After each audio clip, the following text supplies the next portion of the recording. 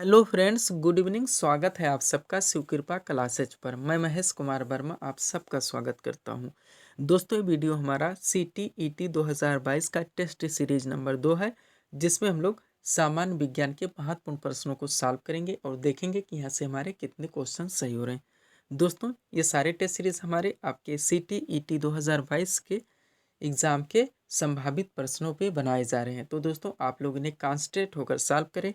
Questions कम सही होने पर पुनः टेस्ट सीरीज का रिवीजन करें, ताकि होने वाली CTET 2022 की परीक्षा में आप लोग अच्छे अंक से क्वालिफाई हो सके। चलिए दोस्तों, टेस्ट सीरीज नंबर 2 को सॉल्व करना हम लोग शुरू करते हैं। दोस्तों, हमारा पहला क्वेश्चन है मिश्रित अर्थव्यवस्था का अर्थ है। क्वेश्चन नंबर 1 में बताना है हम लोगों को मिश्रित अर्थव्यवस्था का अर्थ, यानी मिश्रित अर्थव्यवस्था का मतलब क्या होता है। ए नंबर स्टेटमेंट है जहां कृषि और उद्योग दोनों को समान महत्व दिया जाता है। बी नंबर स्टेटमेंट है जहां राष्ट्रीय अर्थव्यवस्था में सार्वजनिक क्षेत्र के साथ साथ निजी क्षेत्र भी विद्यमान हो। सी नंबर स्टेटमेंट है जहां राष्ट्रीय अर्थव्यवस्था में भूमंडलीकरण की प्रक्रिया भारी मात्रा में स्वदेशी से प्रभावित हो। और डी नंबर स्टेटमेंट है जहां आर्थिक नियोजन और विकास में केंद्र और राज्यों की समान भागीदारी हो। तो हमारा सही आंसर क्या होगा दोस्तों?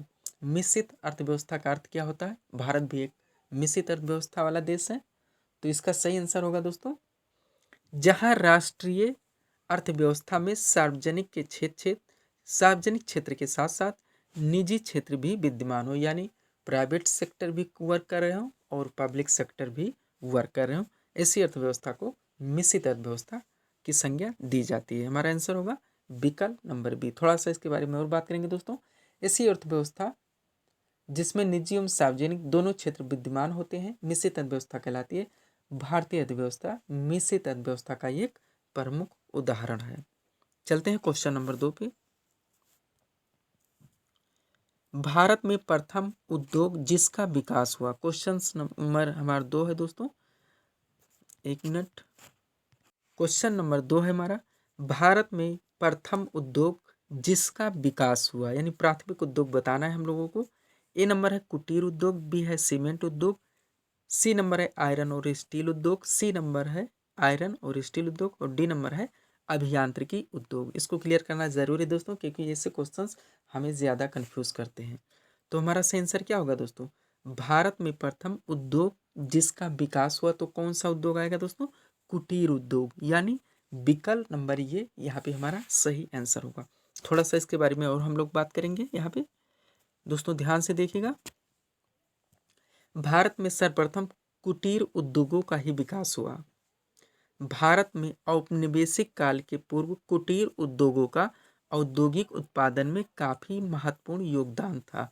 भारत में विकसित सूती वस्त्रों का निर्माण भी कुटीर स्तर पर ही किया जाता था। यानी विकल्प आप दे जाएंगे दोस्तों, तो आप लोग ध्यान दीजिएगा कि विकल्प किस तरह से दिए जाते हैं। स्टेटमेंट पूरी तरह से इस क्वेश्चन को क्लियर कर रहा है। नेक्स्ट देखेंगे क्वेश्चन नंबर 3 को।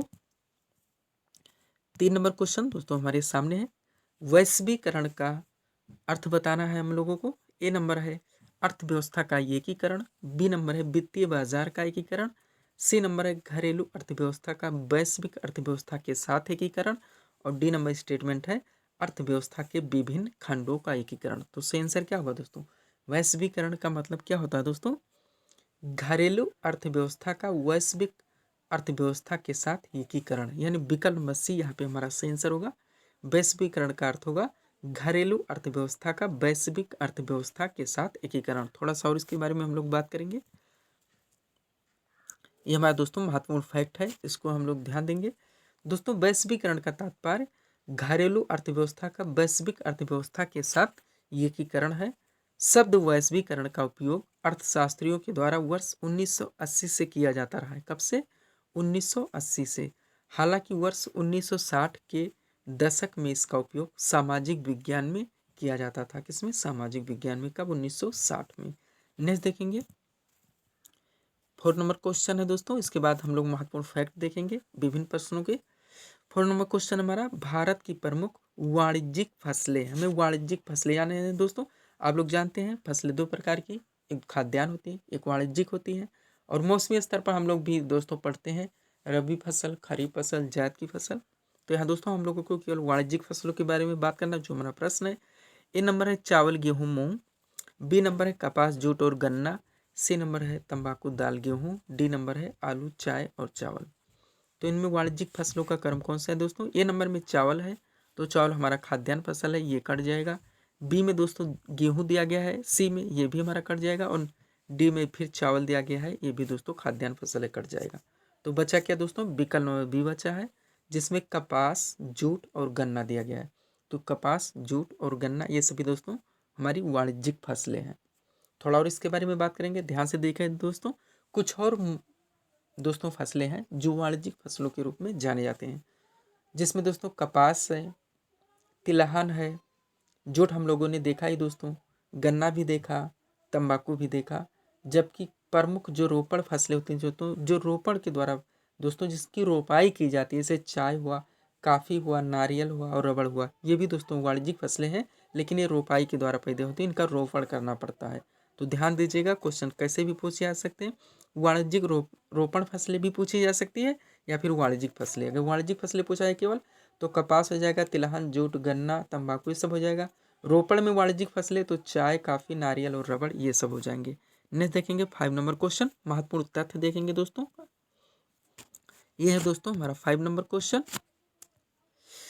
त्रिस्तरीय पंचायती राज तंत्र में शामिल है। त्रिस्तरीय पंचायती राज में शामिल है। बलवंत राय मेहता समिति का आप लोग जानते हैं दोस्तों संबंध त्रिस्तरीय पंचायती राज संबंध से है।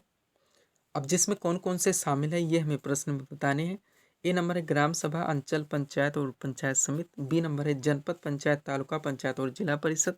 सी नंबर है ग्राम पंचायत, ब्लॉक अथवा पंचायत समिति और जिला परिषद। डी नंबर स्टेटमेंट है ग्राम सभा, पंचायत समिति और जिला परिषद। तो सही आंसर क्या होगा दोस्तों?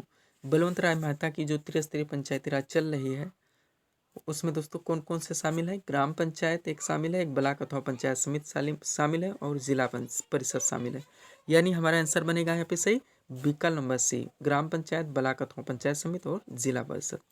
थोड़ा सा महत्वपूर्ण फैक्ट के बारे में बात करेंगे पंचायती राज के रिलेटेड दोस्तों, यहाँ से भी मोटे तौर पर क्वेश्चन पूछे जाते हैं।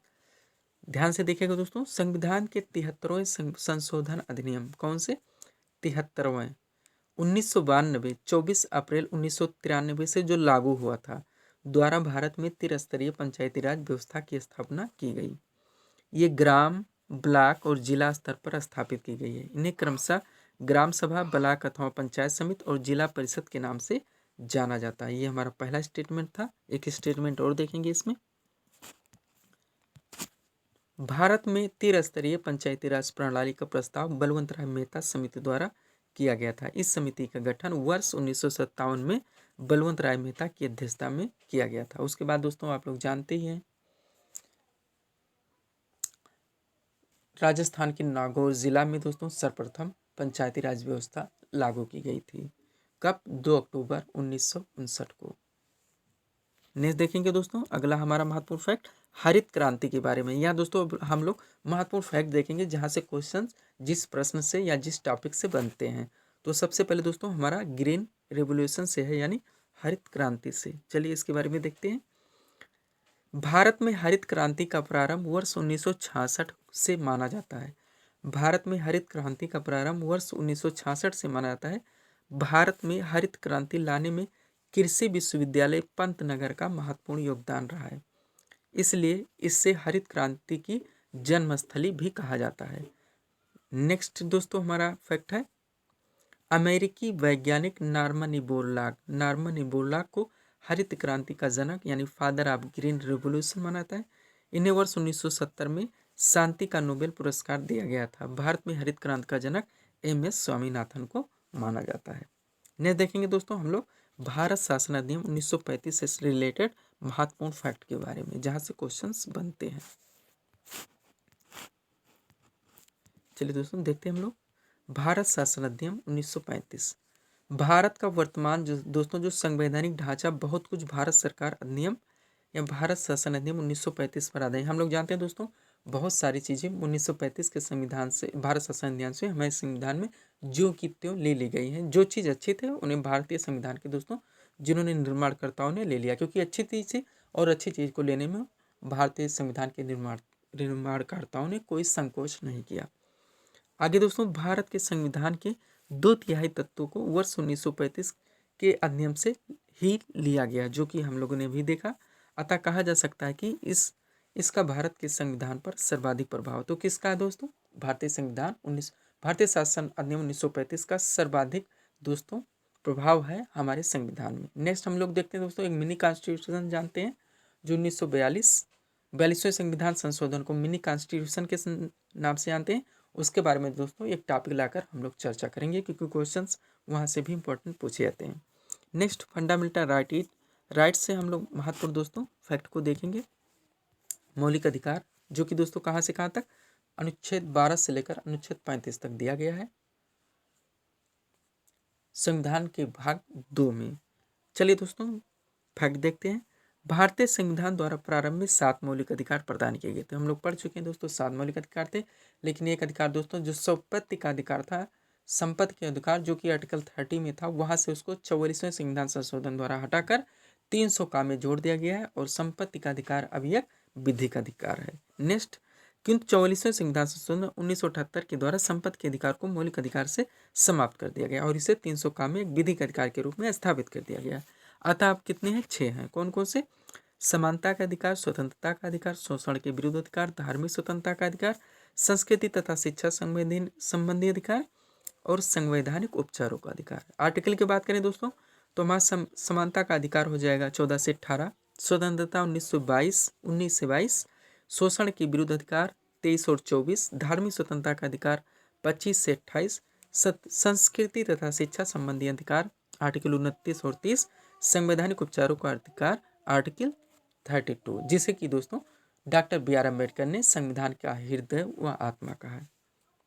नेक्स्ट देखेंगे दोस्तों, प्रच्छन्न बेरोजगारी। यहाँ से भी क्वेश्चन बनते रहते हैं दोस्तों, आप लोग जानते हैं NCERT रिलेटेड आपसे क्वेश्चंस पूछे जाएंगे इसमें, तो वहाँ से रिलेटेड दोस्तों ये सारे टॉपिक्स हैं। प्रच्छन्न बेरोजगारी क्या होती है ये हम लोग देखेंगे। प्रच्छन्न बेरोजगारी दोस्तों या छिपी हुई बेरोजगारी के नाम से इसे भी जाना जाता है। ये बेरोजगारी की वह स्थिति है जब श्रमिक बाहर से तो श्रम में लगे प्रतीत होते हैं, यानी कार्य कर रहे होते हैं, किंतु वास्तव में उन श्रमिकों की उस कार्य में आवश्यकता नहीं होती है, यानी बिना मतलब के आप कह सकते हैं लगे रहते हैं, अर्थात उनकी सीमांत उत्पादकता शून्य होती है। यानी अगर वो ना भी कार्य करें तो कार्य हो सकता है, लेकिन वो कर रहे हैं उसमें जिसकी दोस्तों सीमांत उत्पादकता शून्य है।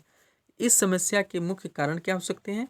भूमि पर जनसंख्या का अधिक दबाव, कृषि में नवीनता का अभाव, हथकरघा उद्योग का पतन तथा ग्रामीण उद्योग कुटीर उद्योगों का पतन इत्यादि दोस्तों शामिल हैं। आप लोग ग्रामीण क्षेत्रों में जानते हैं दोस्तों, देखते भी हैं कि किसी क्षेत्र में जहाँ 2 ही आदमी या 1 ही आदमी की जरूरत है या नवीन चीज़ों का अभाव है, वहाँ दोस्तों 5-5, 6-6 लोग लगे रहते हैं, जिनकी दोस्तों सीमांत उत्पादकता का मतलब कुछ नहीं निकलता, शून्य होता है। फिर भी दोस्तों वो देखने में आपके कार्य कर रहे हैं, लेकिन उस कार्य का कोई मतलब नहीं है।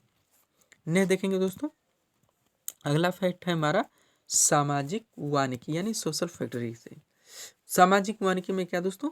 वनारोपण को प्रोत्साहित करने वाला कार्यक्रम सामाजिक वानिकी वर्ष 1976 में प्रारंभ किया गया था।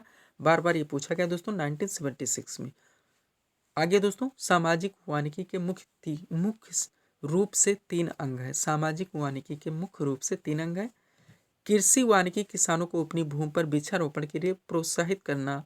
वन भूखंड वन विभागों द्वारा लोगों की ज़रूरतों को पूरा करने के लिए सड़कों के किनारे, नहर के तटों तथा ऐसी अन्य सामाजिक भूमि पर वृक्षारोपण। और तीसरा दोस्तों, सामुदायिक वन भूखंड लोगों द्वारा स्वयं बराबरी की हिस्सेदारी के आधार पर वृक्षारोपण। ये 3 दोस्तों इसके अंग हैं इसके सामाजिक वानिकी पे।